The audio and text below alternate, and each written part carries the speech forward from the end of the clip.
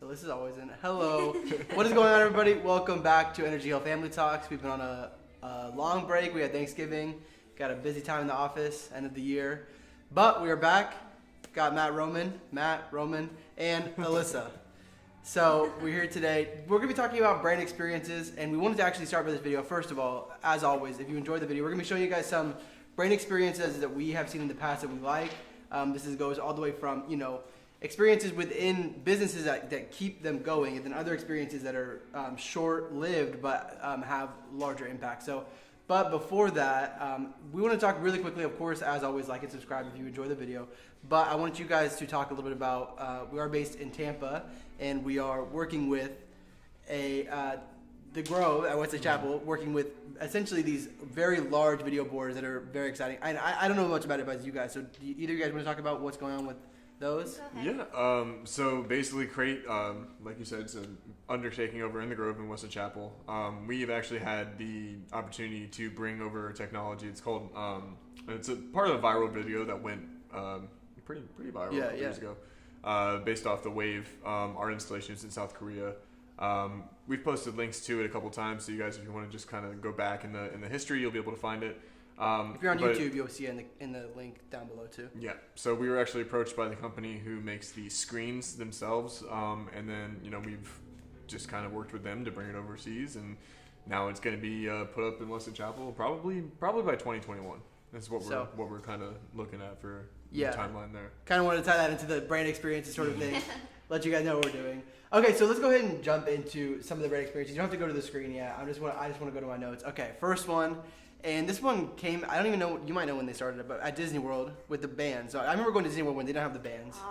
It was probably like 10 years ago. Oh, wow. It's been that long? Yeah. I mean, it's crazy though, because they can, like you were saying, they know where you are. Mm-hmm. You keep your all of your reservations on there. I think that it just makes it so easy for people, really, ultimately. Everything. It's your room key. Yes. You can pay with it, everything. Yeah. Hopefully you don't lose it, right? Exactly. Yeah, for real. If you lose it, people are just charging food to your... Exactly. Using your tickets. No. I remember seeing a video of... it was a movie. It was in the Florida Project where they steal some... They don't steal bands. They think they get fake bands and they sell them to some guy and tell them they're real. Oh, they got 4-day park passes on them and stuff. Anyway, so I guess that is a risk that I didn't really consider. Which is funny that we're going to talk about. Because the next one we're going to talk about is, I don't know. The main thing with that is it just makes it so easy. It's and with the app too, it's so accessible. Yeah, all of it. And Disney is an experience in itself. Exactly. Being in the parks, the smells, the sights, everything is an experience. Oh yeah, much more than any other theme park. As far as that I've been to, in terms of making sure that experience for the customer is like perfect. Everyone is always so nice. Mm-hmm. I feel like it's like required, and maybe they get like merits for being mean or something. Or what is like? I didn't go to private school, but like whatever Demerits. it is. Is it called merits? Is that what it's called? Demerits. Demerits. Yeah, that makes sense. Merits would be good. Okay, so the second one, another. We'll talk about the risk in a second, but is Amazon starting kind of this RFID store, online app store an app where they're associated with Whole Foods. I think they bought Whole Foods actually. They did buy and so they have many of these Whole Food stores, not all of them, where you can just walk in and walk out with your groceries. So you walk in, log into the app, you walk in, you have your Prime account, and then you put the groceries in, and then you just leave. Yeah. And we were nothing can go wrong, right? Yeah. Nothing will go wrong with that at all.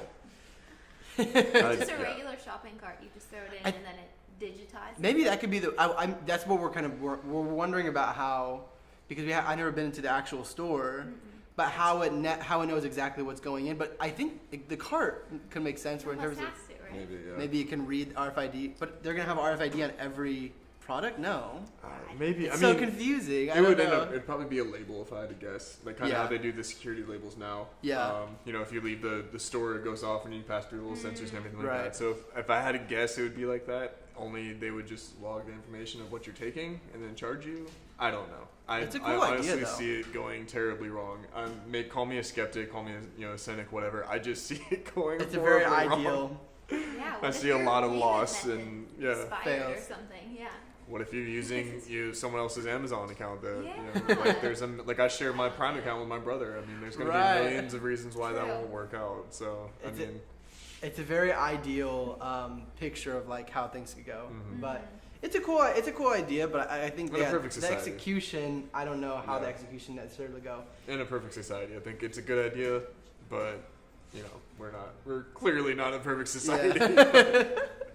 in terms of so the last one in terms of businesses that are not changing. Well, this one has changed a lot because of COVID, but Apple stores, I thought that was essentially the fact that they almost took their company to another level, because not only do you buy the products from them, but now you get the products fixed by them, mostly by them. I mean, I get my screen, if I have a broken screen, I'll get it fixed somewhere else maybe. Yeah.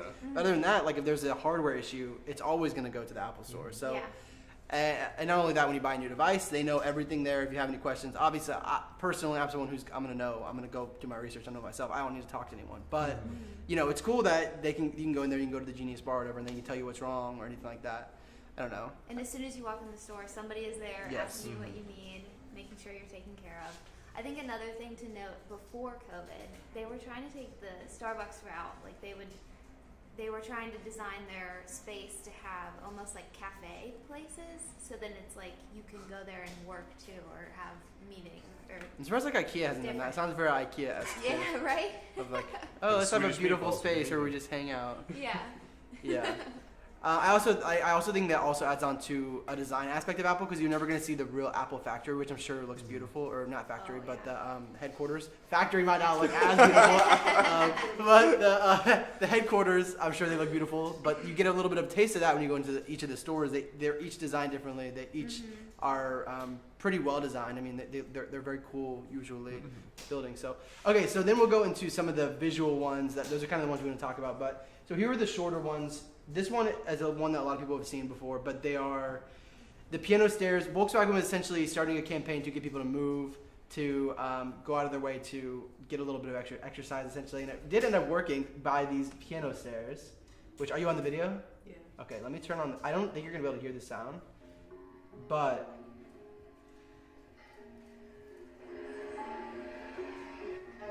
as people are going up, there's keys playing.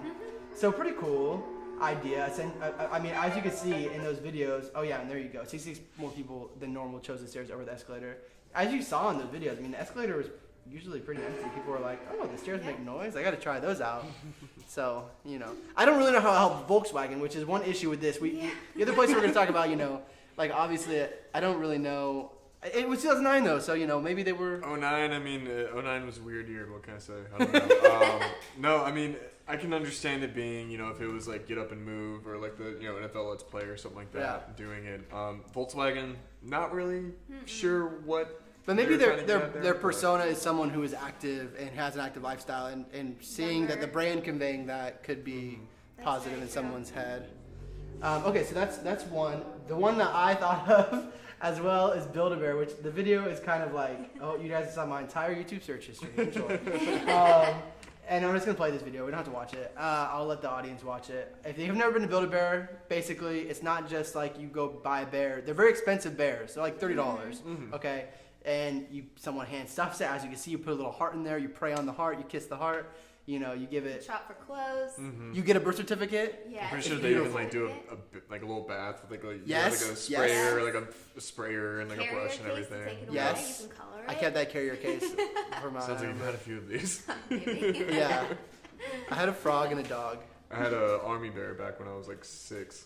Yeah, it's crazy. Like, they're so iconic, and it's literally, it's just a bear, but Yeah. like the experience of it is a business on its own, which is pretty cool to me. So And they've done cool stuff in terms of collaborating with also other brands, Disney and such. I think that's a troll right there. And that's Yeah. not Disney. Troll doll, but- yeah. So yeah, like they are, doing their thing. So let's go to, we have 2 TV ones. One was at South by Southwest. There it is again. My search history. South by Southwest. Essentially, they recreated the Westworld, which if you haven't seen, it's an HBO show. It's futuristic. It's set in the Old West, but essentially, it's like a video game or an augmented reality almost, to an extent where someone in the real world goes into the game. I didn't watch the whole show, I'm going to be honest. But I saw this and I was like, wow, this looks really cool. And I remember I used to go to this place in Wichita. It's like an old West, almost like a facade, but everyone was dressed as like Old West, and it was very cool. Everybody stayed in character and everything. Yeah, like that, I think it definitely makes people can definitely form those connections. I mean, that's really what it's about. Is helping people remember what you're about. And I think when you experience it in real life like this, and you can like not only watch the show and love the show, but actually experience it. Obviously, this is something you get at Disney and Universal too, but can get all the time. But this is like a fully immersive kind of. I would love to do like the Walking Dead one, at Universal, which I've heard good things about. Lastly, we'll talk about another show that has done a lot of this very well, Rick and Morty. I'll go back first to the Rickmobile, which is, I don't even know really what kind of car that is, but it's a giant Rick. It's like a van. Yeah, some sort of like van. A flatbed or something. Yeah.